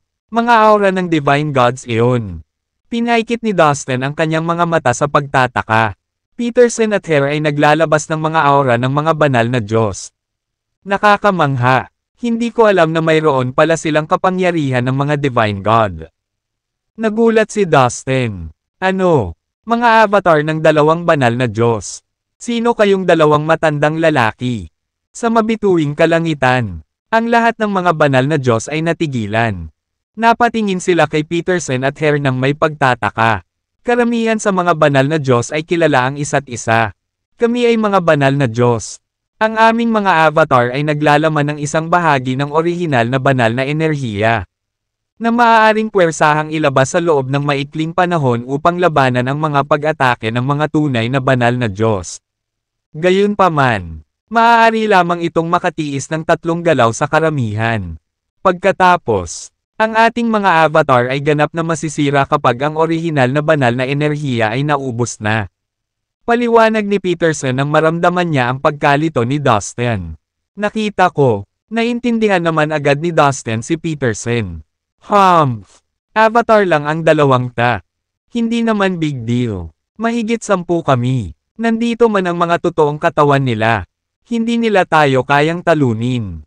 Tapusin na natin sila. Ang mga banal na Diyos ay agad na gumawa ng isa pang hakbang. 12-12 ng mga malalaking kamay ang sumugod sa dalawang avatar ng sunod-sunod, na nagdulot ng mapangwasak na bagyo. Sina Peterson at Hare ay nagngangalit ang kanilang mga ngipin at naikuyom ang kanilang mga kamao. Muli silang humakbang pasulong, at hinarang ang lahat ng malalaking kamay na lumapit sa kanila. Pero na, sa oras na iyon, ang reincarnation token ay nakakuha ng sapat na spatial crystals. Pagkatapos, bigla itong naglabas ng isang malakas na teleportation power na malapit nang mag-alis kay Dustin. Sa ilalim ng kontrol ng kanyang isip, agad na ipinadala ni Dustin sina Peterson at Hare sa Slave Tower. Pagkatapos, kinuha ng reincarnation token si Dustin sa kawalan. Hindi ka makakatakas sa galit namin. Ang mga banal na Diyos ay biglang nabalisa. Kaya lahat sila ay nag-abot ng kanilang napakalaking mga kamay upang kunin ang reincarnation token. Gayunpaman, sa sandaling nagsimulang mag-teleport ang reincarnation token, ang bilis nito ay napakabilis na ang napakalaking kamay ng mga banal na Diyos ay hindi na ito maabutin. Sa isang iglap, nawala ang reincarnation token kasama si Dustin. Boom! Boom! Boom! Ang mga higanteng kamay ng mga banal na Diyos ay tumama sa posisyon ni Dustin at ganap na nawasak ang espasyo ng higit sa 100,000 milya. Damn it, nakatakas na naman siya. Walang tigil na umalangaw-ngaw ang dumadagandong na dagandong sa mabituing kalangitan ng fallen immortal cosmos. Ayos ka lang ba? Natagpuan ni Dustin na ang dalawang matanda ay nasa napakasamang kalagayan sa Slave Tower. Mahina ang kanilang mga hininga at ang kanilang mga mukha ay nakamamatay na mapotla. Kami ay labis na nasaktan dahil pilit naming ginamit ang lahat ng aming natitirang orihinal na banal na enerhiya. Okay lang, Dustin. Avatar lang tayo. Kahit mamatay tayo, hindi mahalaga, sabi ni Peterson na may pilit na ngiti. Wow! So you two are really divine gods. Nasaan ang mga tunay mong katawan? Maraming mga banal na Diyos ang nagpahayag ng kanilang mga sarili sa kanilang mga tunay na katawan sa 3,000 malaki at maliliit na universo. Bakit wala ka pa? Ilang tanong ang ibinato ni Dustin kina Peterson at Hare. Pagkatapos ng digmaan noong sinaunang panahon, maraming mga banal na Diyos ang piniling umalis sa kanilang mga bayan upang makapasok sa dagat ng Chaos. Bago sila umalis, karamihan sa kanila ay gumawa ng mga avatar at iniwan sila dito. Gayon din ang aming mga tunay na katawan. Kamakailan, maraming mga banal na Diyos ang nagbalik. Gayunpaman, ang aming mga tunay na katawan ay hindi nagpakita. Ang totoo, hindi natin alam kung nasaan sila at kailan sila babalik. Paliwanag ni Peterson kay Dustin. Nang umalis ang iyong mga tunay na katawan sa 3,000 malaki at maliliit na universo, Saan sila nagpunta? Ano ang kanilang plano? Curious na tanong ni Dustin. Noon, ang aking tunay na katawan ay naglalayong pumunta sa maalamat na magulong sinaunang kaharian sa Sea of Chaos. Ang Celestial Cyan Kingdom. Mayroon akong isang mabuting kaibigan na nakatira doon. Bago magsimula ang digmaan, naglakbay siya sa Celestial Cyan Kingdom at nanirahan doon. Nagpa siya ang aking tunay na katawan na bisitahin siya at sumilong din sa kahariang iyon. Sagot ni Peterson. Walang tiyak na plano ang tunay kong katawan. Sinadya kong pumasok sa Sea of Chaos at humanap ng mundong matitira. Sagot ni Hare. Dustin, naisip mo na bang magsimula sa isang paglalakbay patungo sa Sea of Chaos? Biglang tanong ni Peterson kay Dustin. Ano? Pumunta sa Sea of Chaos? Nagulat si Dustin. Well, plano kong pumunta sa Celestial Cyan Kingdom. Gusto mo bang sumama sa akin? Tanong ni Peterson. Gusto mo bang pumunta doon at hanapin ang tunay mong katawan? Tanong ni Dustin habang iniisip ang offer ni Peterson. Oo, ang 3,000 malaki at maliit na universo ay nagkakagulo na ngayon. At saka, may kutob ako na pabalik na ang mga Diyos ng kadiliman. Sigurado ako na bumalik sila para sa masamang sanggol na iyon. Kapag napalaya na ang masamang sanggol, walang makakapigil dito. Kapag nangyari iyon, ang lahat ng mga universo ay tiyak na mapapahamak. Sa makatuwid, dapat kong bigyan ng babala ang aking tunay na katawan.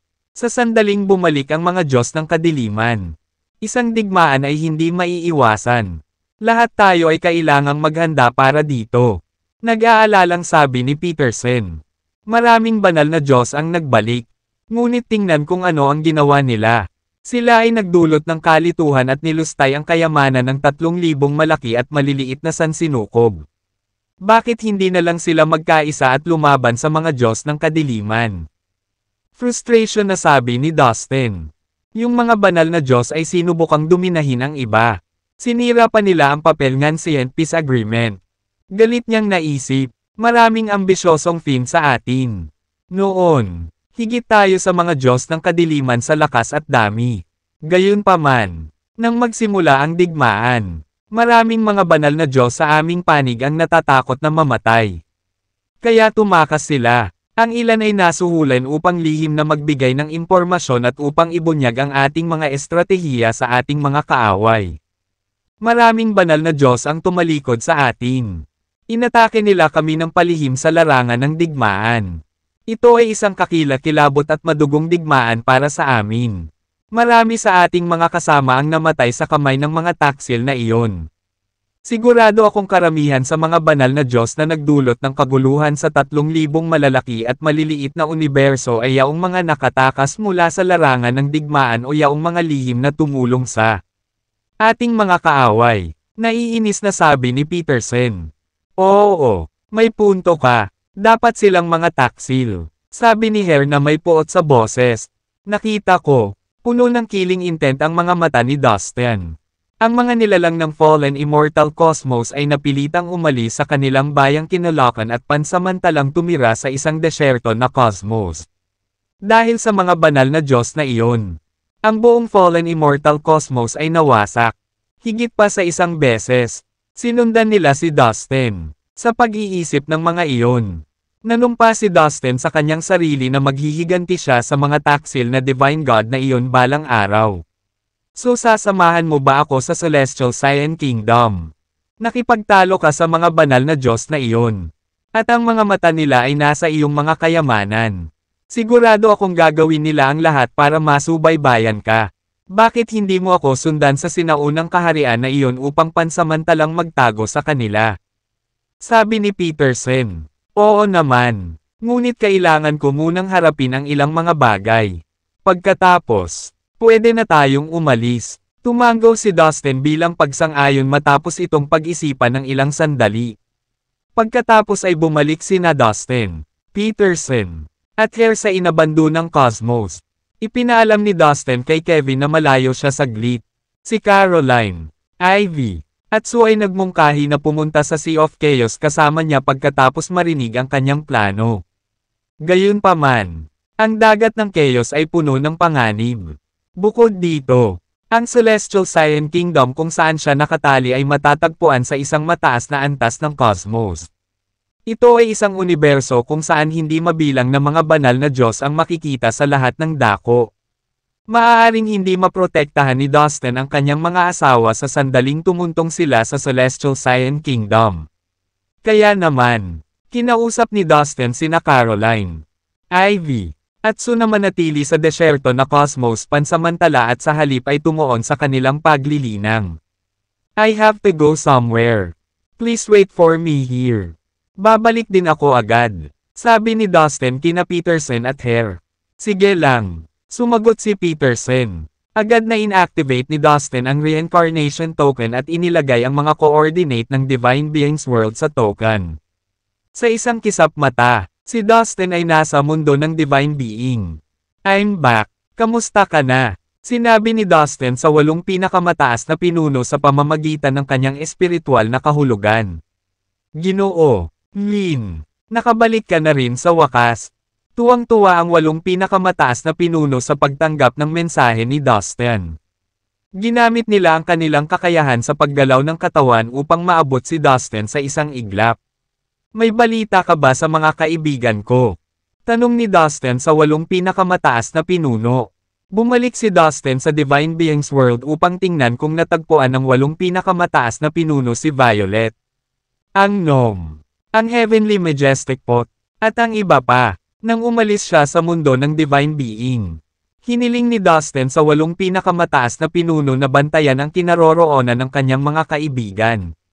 Mr. Lin, ang ating mga tauhan ay naghihintay sa labas ng Abyss of Darkness araw at gabi. Ngunit hindi pa rin nila nakita ang iyong mga kaibigan. Patawarin mo ako, huwag kang mag-alala. Ipinadala namin ang aming mga elite upang bantayan ang Abyss of Darkness.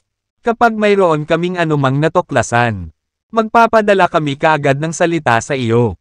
Tiniyak ni Haring Tobian si Dustin. Maraming salamat. Medyo nadismaya si Dustin. Pero wala na siyang ibang magawa. Maya-maya lang, may boses na nagmula sa malayo. Mga Ginoo, may nangyayari sa kalaliman ng kadiliman. Ang boses ay pagmamayari ng isang master sa Heaven Immortal Realm na nagpatrolya sa Abyss of Darkness. Anong nangyayari? Tuwang-tuwa si Dustin. Walang pag-aalinlangan. Ginamit niya ang kanyang kakayahan sa paggalaw ng katawan habang siya ay sumisid sa Abyss of Darkness. Ilang segundo lang ay nakarating na siya sa bangin. Sumunod sa likod ni Dustin ang 8 pinakamataas na pinuno. Anong nangyayari? Sana ayos lang si Violet at ang iba pa. Kanina pa hinihintay ni Dustin na marinig si Violet at ang iba pa. Si Violet at ang Gnome ay naging mga kasama niya sa kanyang pakikipagsapalaran mula sa Prime Martial World. Tinuring sila ni Dustin na parang sariling pamilya. Ang Divine Silkworm, ang maliit na Infinity Beast, at ang Heavenly Majestic Pot ay pantay na mahalaga sa kanya. Walang nagawa si Dustin kundi umasa na ligtas silang lahat. Sa tulong ng Omnipotent Lightness at Distance Shortening Technique, kumilos si Dustin sa napakabilis na bilis. Siya ay sumugod patungo sa kaguluhan sa Abyss of Darkness sa loob ng ilang segundo. Ang 8 pinakamataas na pinuno ay sumunod sa kanya. At lahat ay natulala sa kanyang bilis ng pagbilis. Ano ang nangyayari? Biglang tanong ni Dustin. Pagpasok pa lang niya sa Abyss of Darkness, nakita niya ang napakaraming pilgrim mula sa 8 sangay. Gayunpaman, ang kanyang atensyon ay ganap na nakatuon sa isa pang mas kakilakilabot na bagay bago siya nakakuha ng sagot mula sa 8 sangay ng mga peregrino. Nakaramdam si Dustin ng panginginig mula sa kanyang gulugod. Nakatingin siya sa malayo habang nakabuka ang bibig. Mayroong talagang isang hindi maihahambing na nakakagulat na kababalaghan doon. Sa partikular, may nangyayari sa core area ng Abyss of Darkness. 6 na dambuhalang gilingang bato na gawa sa magaspang na mga bato ay unti-unting umaangat mula sa core area. Biglang-bigla, napakaraming bangkay ang bumagsak na parang patak ng ulan sa mga butas sa gitna ng mga gilingang bato. Ang mga bangkay ay lahat ng uri ng mga nilalang na nakita o narinig ni Dustin sa kanyang buhay. Ang 6 na gilingang bato ay dahan-daang umiikot at gumawa ng isang malakas na dagandong na tunog na umalangaw-ngaw sa buong mundo. Maraming bangkay ang nahulog sa mga butas ng mga gilingang bato at agad na giniling. Habang tumalsik ang dugo at laman sa buong lupa, napuno ng malakas na amoy ang hangin. Nalaman ni Dustin na ang ilan sa mga bangkay na iyon ay pag-aari ng mga nilalang na napakalakas. Bilang karagdagan sa mga katawan ng tao, mayroon ding mga bangkay ng lahat ng uri ng mabangis na nilalang tulad ng mga maalamat na ibon tulad ng Golden Rock. Ang siyam na ulo na gintong uwak. Ang higanteng, itim na hayop na kasing taas ng bundok. Mga paboril, mga banal na pagong, puting elepante, at marami pang iba. Bagaman ang mga nilalang na ito ay nawala ng buhay. Ang kanilang mga katawan ay naglalaman pa rin ng napakalaking dami ng enerhiya. Ang mga bangkay ay nagbuga ng nakakasilaw na liwanag na tumama sa mga mata ni Dustin. How is that possible? What the hell is going on here? Tanong ni Dustin na may matinding kuryosidad.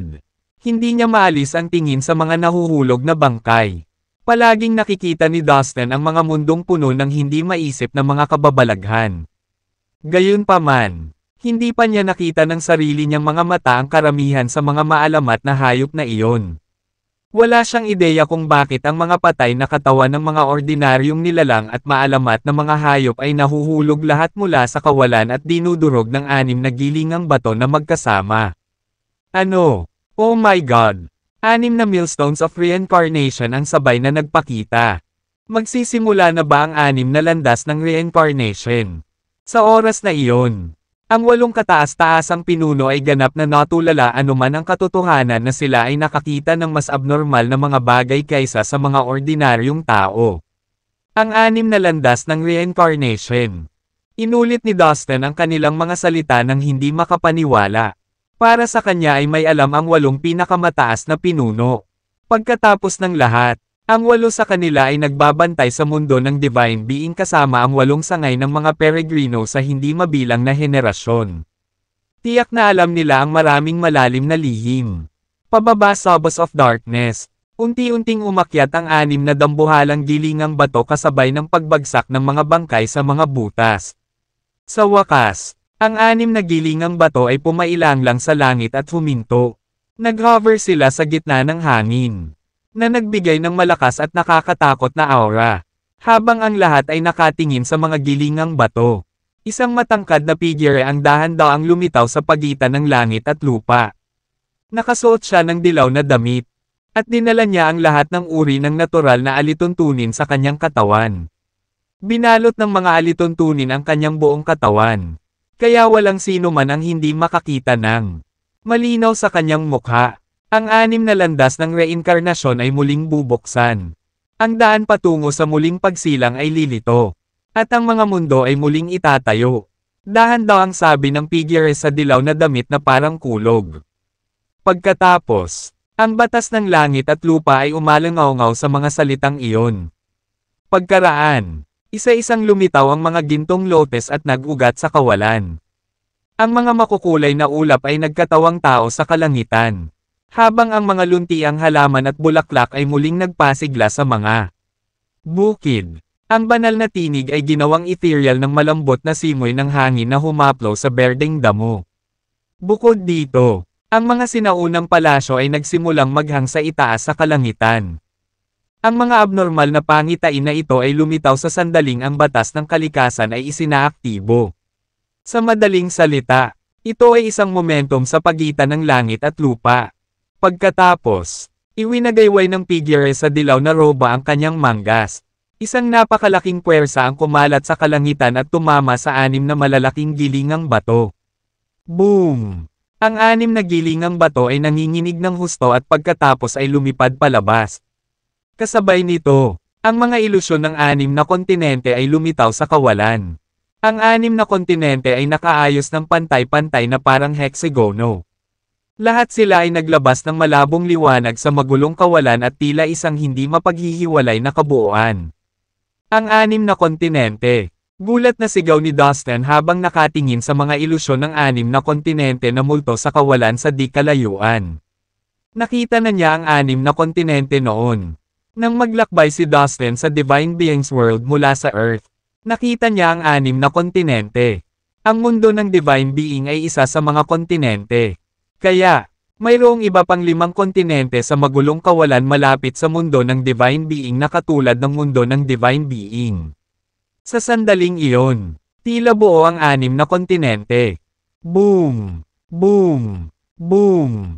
Ang 6 na gilingang bato sa wakas ay nahulog sa mga ilusyon ng 6 na kontinente ayon sa pagkakabanggit. Pagkatapos, ang lahat ng mga abnormal na pangitain ay nagsimulang maglaho ng paisa-isa. Sa wakas, ang langit ay maaliwalas at ang lahat ay nawala. Pakiramdam ko ay isang palabas sa teatro ang nagtanggal ng mga kurtina sa itaas na Beast of Darkness. Gayunpaman, natapos na ang palabas. Ang 6 na landas ng reinkarnasyon ay muling bubuksan. Ang daan patungo sa muling pagsilang ay lilito. At ang mga mundo ay muling itatayo. Bulong ni Dustin sa sarili. Hindi pa rin niya maaninag kung ano ang sinabi ng figure sa dilaw na damit. Mr. Lin, napatingin sa kanya ang 8 pinakamataas na pinuno na parang may gustong sabihin. Gayunpaman, agad silang nag-ambala. Biglang nagsimulang manginig ang langit ng mundo ng Divine Being. Pagkatapos, ang buong kontinente ay mabilis na nanginig. Lahat ng buhay na nilalang sa mundo ay nakanganga sa langit. At hindi nang ahas na lumingon. Biglang, isang dambuhalang gilingang bato ang lumitaw mula sa kawalan. At dahan-dahang bumaba patungo sa lupa. Masyadong nakakatakot ang laki ng gilingang bato. Ang nakakatakot na anino nito ay sumasakop sa halos 3/4 ng Divine Being's world. Sa wakas, lumutang ang malaking gilingang bato sa kalangitan ng mundo ng Divine Being. Sa sandaling iyon, daan-daang libong mga bangkay mula sa kawalan ang lumubog sa butas ng gilingang bato tulad ng isang malakas na bagyo. Sa isang tunog na nakakasira sa tainga, ang napakalaking gilingang bato ay umikot ng dahan-dahan. At dinurog ang lahat ng mga bangkay na nahulog dito. Ito ay isa sa 6 na millstones. Ang 8 pinakamataas na pinuno ay napabulala sa ganap na pagkabigla. Ang iba pang 5 gilingang bato ay dapat na nakarating sa iba pang 5 kontinente. Ang 6 na gilingang bato ay tumutugma sa 6 na kontinente. Hindi kaya sinasagisag nila ang 6 na landas ng reincarnation. Bulong ni Dustin sa sarili. Napakaraming bagay ang nangyayari ng sabay-sabay na wala siyang panahon para intindihin ang lahat. Tingnan mo, may daanan. May nagmamadaling sumigaw at itinuro ang ilalim ng gilingang bato. Napatingin ang lahat sa direksyong itinuro niya at nakakita ng kalsada sa ilalim ng gilingang bato. Napakatahimik, at nababalot ng kulay abo at magulong enerhiya na umabot sa hindi kilalang espasyo. Ano ba yang mga yan? Teka! Imposible yon. Mga kaluluwa ba sila? May sumigaw na naman. Lahat ng buhay na nilalang sa mundo ng Divine Being ay nanlaki ang kanilang mga mata.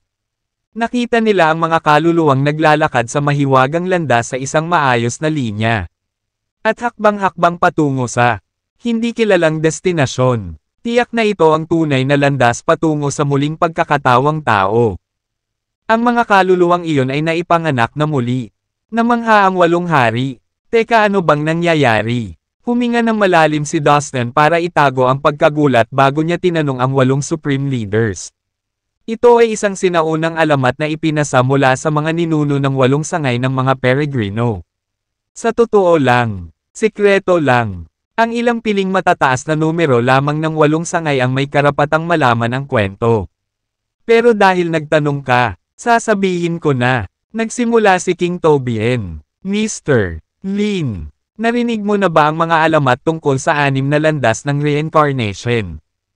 Tanong ni Haring Tobien. Siyempre meron ako. Sagot ni Dustin. Narinig ni Dustin ang mga kwento tungkol sa reincarnation sa Earth dati. Tulad ng sinabi ko noon. Ang kwentong ito ay ipinasa para sa mga ninuno ng 8 sangay ng mga Peregrino. Bagamat itinuturing ito ng karamihan bilang kwento lamang. Alam natin na ang mga alamat na ito ay totoo. Ayon sa alamat, ang 6 na landas ng reincarnation ay nasa 6 na magkakaibang mundo. Naangkop na pinangalanan 6 na mundo ng reincarnation. Sa bawat mundo, mayroong isang millstone of reincarnation. Ang bawat nilalang na naghahanap ng muling pagsilang ay dapat dumaan sa 6 na mundo ng reincarnation bago muling magkatawang tao. Sa pinakamahabang panahon, ang bawat buhay na nilalang sa lahat ng sansinukob ay nakakaranas ng ikot ng kamatayan at muling pagsilang. Ang anim na mundo ng reincarnation ang nagpapanatili sa siklong ito. Ang mundo ng ating divine being ay isa sa anim na mundo. Ngunit sa hindi namin alam na kadahilanan, ang millstone ng reincarnation at ang mga landas patungo sa reincarnation ay biglang naglaho. Mula noon, ang anim na mundo ng reincarnation ay unti-unting bumaba at bumalik sa anim na ordinaryong mundo. Ang 8 sangay ng mga peregrino ay isa sa pinakamakapangyarihang lahi sa buong sansinukob noon. Kami ang mga bantay ng Divine Beings World. Sabi ni King Tobian kay Dustin. Totoo ba ang mga alamat na ito o hindi? Hindi makapaniwala si Dustin sa sinabi niya. Noon, hindi natin alam kung totoo o hindi. Ngunit ngayon, mayroon na tayong patunay na totoo ang alamat. Dahil lumitaw na sa ating harapan ang 6 na millstones of reincarnation at ang reincarnation roads. Tingnan mo, ang mga kaluluwang patuloy na bumabagsak mula sa tuktok ng millstone of reincarnation ay ang mga nilalang mula sa bawat mundo ng iba't ibang cosmos.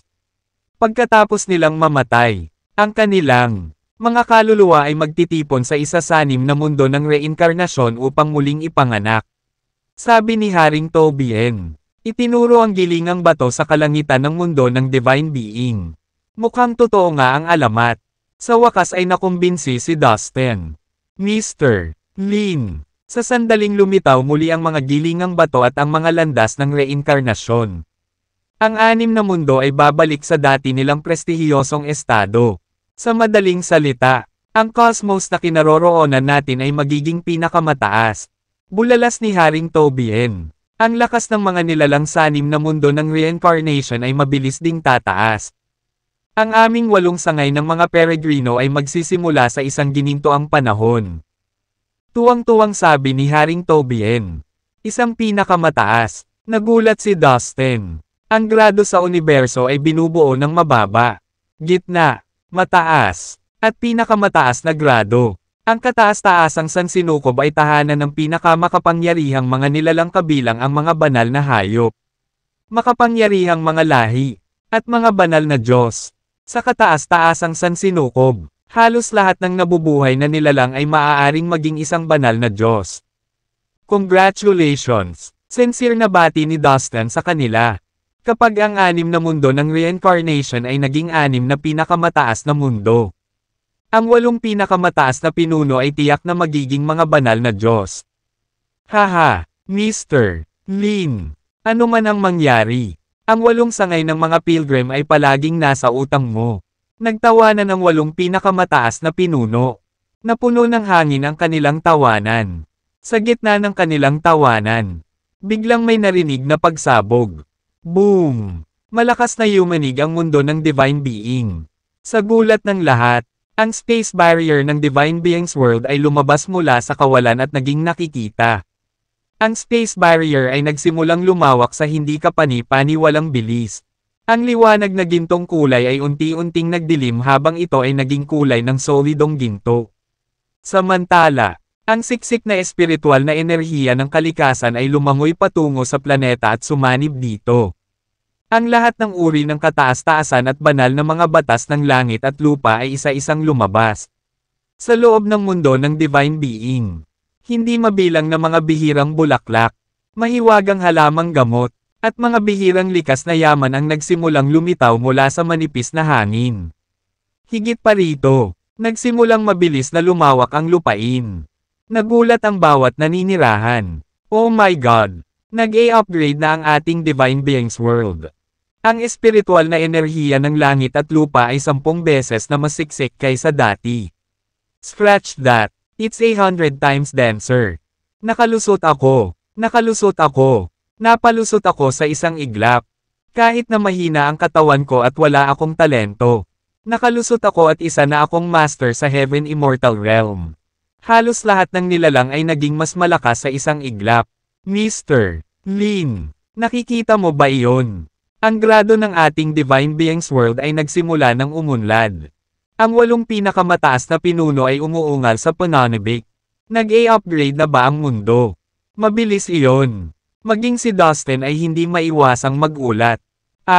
Mukhang masisira na ang aking kaharian. Biglang umungal si Haring Andrew. Kung tutuusin, nasa premium stage na siya ng Heavenly Immortal Realm. Kapag muli siyang nakalusot, mararating na niya ngayon ang Divine Realm. Nakakalusot din ako. Bigla ding umungal si Haring Yates sa kasab-ikan. Sumunod din ang iba pang pinakamataas na pinuno. Congratulations! Pagmamalaki ni Dustin. Sa sandaling umalis ang mga salita sa kanyang mga labi. Naramdaman ni Dustin na siya ay pinipigilan ng isang malakas na batas ng kapangyarihan at kaayusan. Ang kapangyarihang ito ay tila kumakatawan sa kalooban ng buong mundo. Boom! Napilitan si Dustin na umatras at walang lakas na lumaban. Mr. Lin. Ang Divine Beings World ay nasa kritikal na panahon ng pagbagsak sa grado nito. Bawat buhay na nilalang sa mundong ito ay makikinabang dito at ang ating lakas ay susulong ng mabilis. Ngunit hindi ka isang katutubong nilalang ng mundo ng Divine Being. Maaaring hindi kapayagan ng kalooban ng Divine Beings World na manatili rito at makinabang sa pagpapalakas ng mundo. Sabi ni King Tobian kay Dustin. Posible yan. Pumayag naman si Dustin. Mas mainam na huwag labanan ang kalooban ng mundo ng Divine Being. Sige. Aalis na ako. Kahit na gusto ni Dustin na maranasan ang pambihirang tagumpay sa mundo. Wala siyang pagpipilian kundi ang umalis. Sa pagitan ng langit at lupa. Ang kakilakilabot na kalooban ng kalikasan ay nakamount sa kanya. Pakiramdam niya ay pasan niya ang bigat ng buong mundo sa kanyang mga balikat. Matamlay siyang gumalaw. Dahil sa sobrang pressure, naglabas si Dustin ng maraming special crystal at na-activate ang reincarnation token. Hindi nagtagal. Inalis ng reincarnation token si Dustin sa mundo ng Divine Being at bumalik sa inabando ng cosmos. Pupunta tayo sa Celestial Cyan Kingdom.